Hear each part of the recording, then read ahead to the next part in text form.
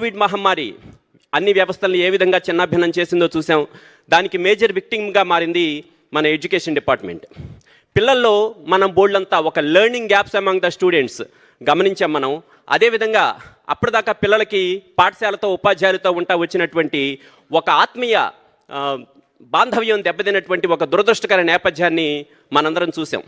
ఆ తర్వాత మళ్ళీ దాన్ని ఎలా రీస్టోర్ చేయాలి అనేటువంటి ఆలోచన చేసినప్పుడు ఆ రకమైనటువంటి పరిస్థితిలో I could think of only one solution. I personally invited all my students to my house. I engaged them in educational activities and I fed them.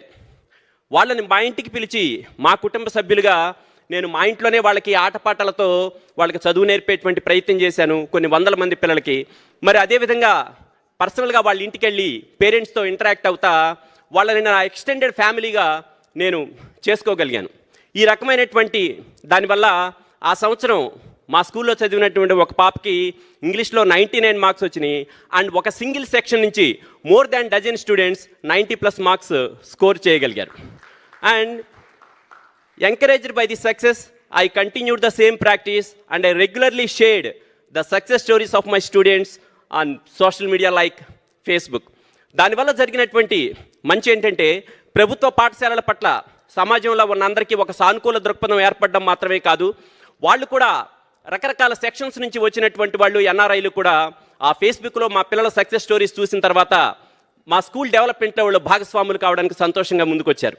దురదృష్టవశాత్తు ఒక 4 నెలల క్రితం మా స్కూల్లో చదివినటువంటి ఒక విద్యార్థి ఒక రోడ్ యాక్సిడెంట్లో గాయపడినప్పుడు అతని బ్రెయిన్ సర్జరీకి ఇమీడియట్గా 6-7 లక్షలు కావాల్సి వస్తే ఒక చిన్న ఫేస్బుక్ పోస్ట్ పెట్టాను నేను.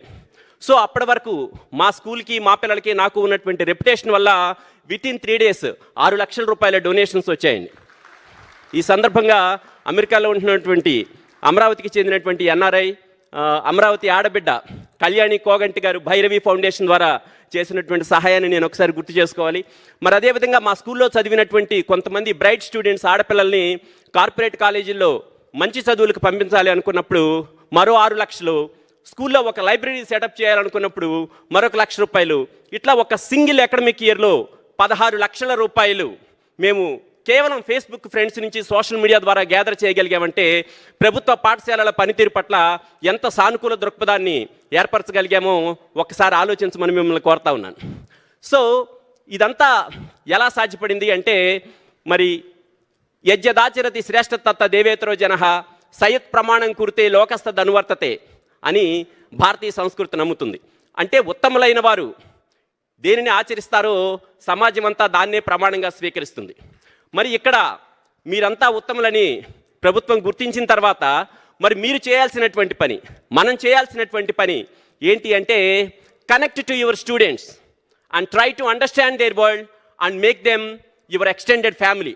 అలా మాత్రమే మనం ఒక మెరుగైనటువంటి భావితరాన్ని తయారు చేసుకోగలమని చెప్పి నేను మనస్ఫూర్తిగా నమ్ముతున్నాను. అండ్ ఫైనల్లీ పర్సనల్గా మన ప్రీతమ విద్యాశాఖ మంత్రులు లోకేష్ గారికి sir I would like to personally thank you. ఈసారి డిఎస్సిలో మొన్న జరుగుతున్నటువంటి డిఎస్సిలో నా వైఫ్ వసుధ కూడా స్కూల్ అసిస్టెంట్గా సెలెక్ట్ అయింది, తను కూడా ఇక్కడే ఉంది. And thank you very much sir. ఈ డిఎస్సి నిర్వహణలో నిజంగా ఇక్కడ ఉన్న చాలామందికి తెలుసలేదో ఎన్ని రకాలైనటువంటి ఆటంకాలు అడ్డంకులు సృష్టించడానికి, దీన్ని ముందుకు సాగనివ్వకుండా చేయడానికి వచ్చినటువంటి వాటన్నిటిని సమర్థవంతంగా ఎదుర్కోవడం వెనుక మీ దృఢ సంకల్పం, మీ పట్టుదల, మీ అంకిత భావం ఉందనేటువంటి విషయం రాష్ట్రం మొత్తం గమనిస్తా ఉంది sir. Thank you very much. Thank you so much sir. Thank you very much.